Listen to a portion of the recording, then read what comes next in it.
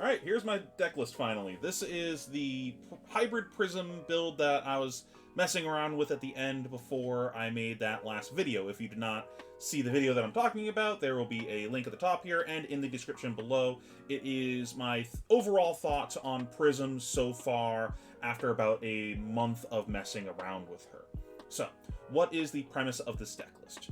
I have a Aura package and a Herald package in the deck. We are playing a hybrid game plan with the deck where we sideboard based on what our opponent's playing and figure out what they're softer to. Like, oh, can they just not deal with auras?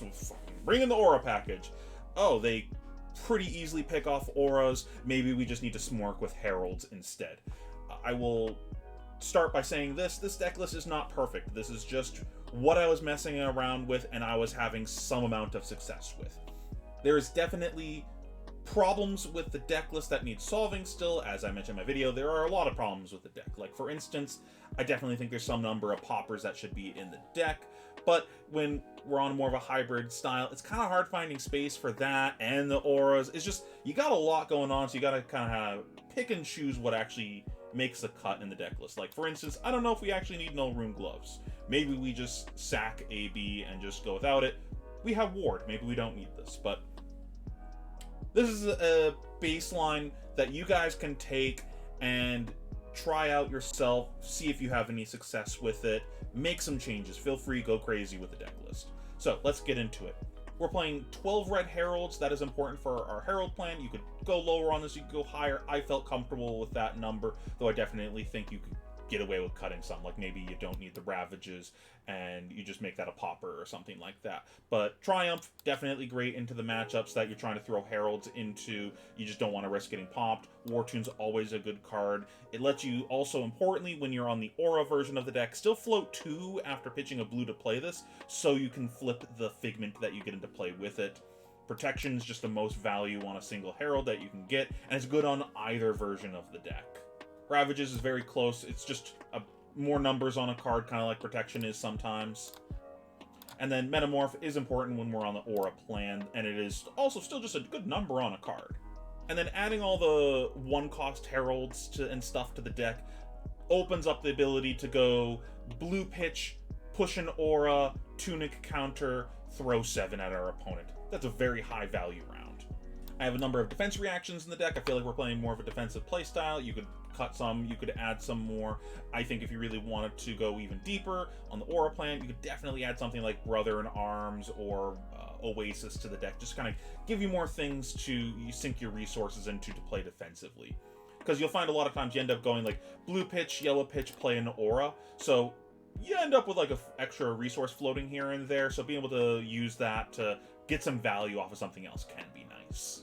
I am only playing 3 Figments. I feel like I want to definitely play 2 so I can have the ability to get back the 8 life that I got cheesed out of by picking Prism.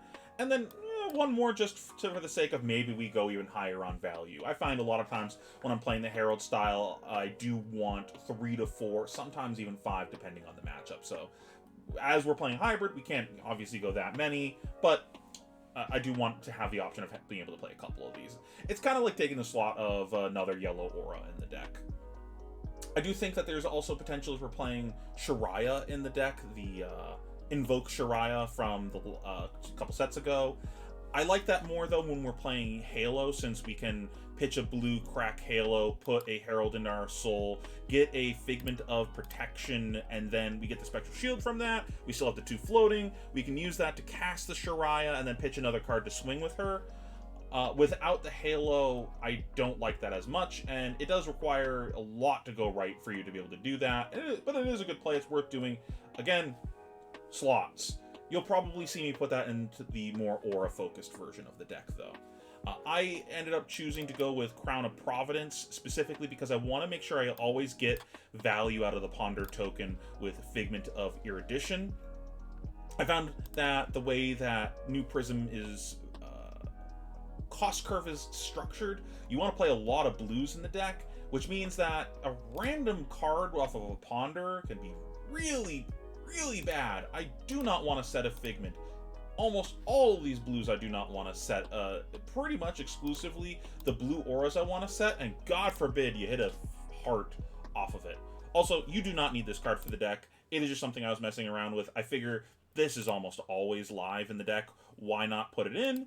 And you do shuffle the deck sometimes, so you might have the chance of seeing this multiple times on the first cycle of the game, which I think is pretty powerful. Absolutely not necessary. Do not look at that and go, I need this to play the deck. Honestly, you could even go without Tunic. You can do without Crown. If you're on a budget and you're just trying to mess around with this deck, you could very easily turn this into a budget deck. If that's something you guys want to see, please let me know, and I can make a budget Prism list. And while we're on that, I will be posting a deck list for full Heralds and full Auras, and that will be in the description if you're watching this after those have come out. I think that's pretty much everything I want to say, though, about just card choices here. I basically just want enough blues in the deck to play my game plan. I want enough auras that I can play my aura game plan. Everything else I think is pretty straightforward. I put in 2 sideboard plans into the deck. I didn't go too deep on making sideboard plans. I just wanted to show you what the deck roughly should look like when you're engaging with either of the game plans. So let's look at that now. So on the Aura game plan, we're pretty much just taking out all the red Heralds that we really don't want to see when we're on Heralds, and we're taking out the Rapture and the Luminaris. Basically, these come in and out together with the Tunic and Iris. Tunic is really important when you're playing Auras because it means that you can pitch a blue and use your Tunic resource to play a Aura without having to pitch another full card. Yellow auras are really expensive and hard to play. If you're spending 3 cards to play yellow aura, you're getting scammed really hard. So ideally, you're trying to wait for your Tunic round to play these. That does lead into a different problem with the deck, where your yellow auras, when you're not playing them, really don't do very much, which is a reason to consider Reality Refractor, because it still lets you convert these into an attack on your auras, but that weapon has a whole slew of other issues, which I outlined in my Prism video. Pretty much all these are good for is pitching to play your Heralds, but you can also use a Tunic counter with them to push an aura for 4. This is a reason why we play cards like Soul Shield, so that way when we do draw them and we need to be defensive, we can still get some amount of value out of them. This is another reason why you would consider playing something like Brother in Arms or Oasis Respite. Other than that, we're just playing all the blue auras, and then we have the 1 for 7 package, because that's just very efficient damage.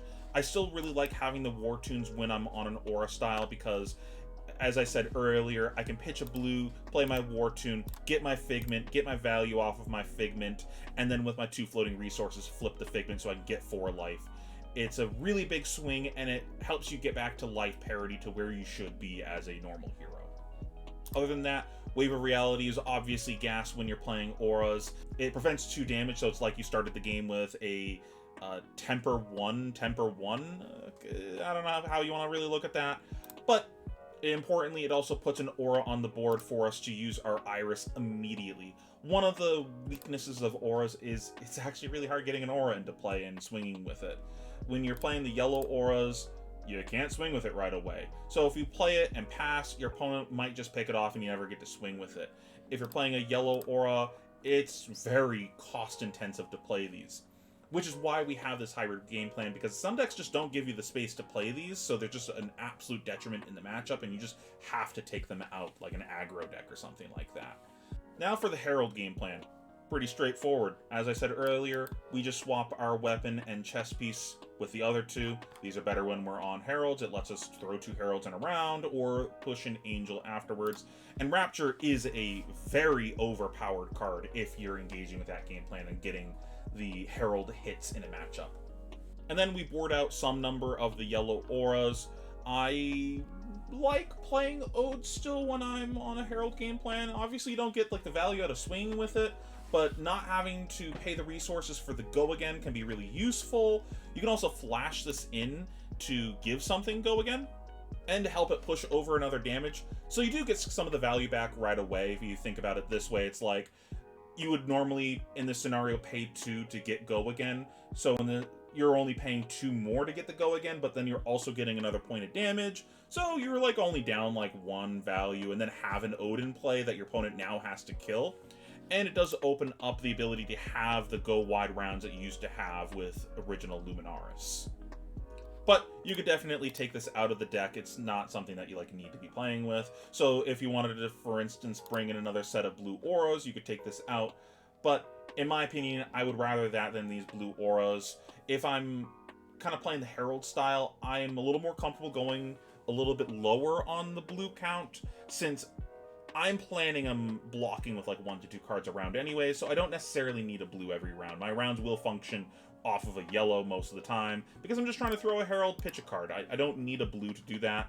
And then we're going to be shuffling, so the blue density is going to go higher and higher over the course of the game, and eventually we'll come back around to our stack and have more blues. But you could add more blues if you want to. It's not really, like I said, in stone. This is just an example of how you could sideboard it. That's it for the deck profile. Again, I will have links in the description for my Prism review video and the other deck profiles if you're watching this after I've already made those. If you're not already, please consider hitting the subscribe button, and as always, thank you so much for watching. Peace, YouTube.